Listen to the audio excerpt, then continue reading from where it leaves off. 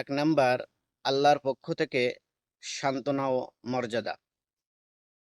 ইন্না আওতাইনাকাল কাউসার, নিশ্চয়ই আমি তোমাকে কাউসার দান করেছি।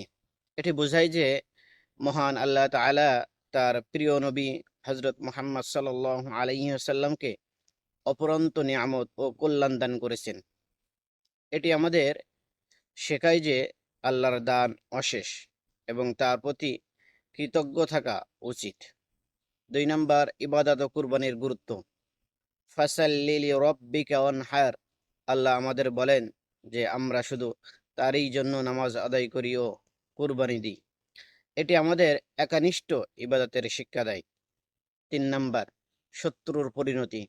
ইন্না শানিয়াকা হুয়াল আবতার, যারা বিশ্বনবী সাল্লাল্লাহু আলাইহি ওয়াসাল্লামকে ঘৃণা করত, আল্লাহ বললেন তারাই প্রকৃত অবংশধর বা বিফল হবে।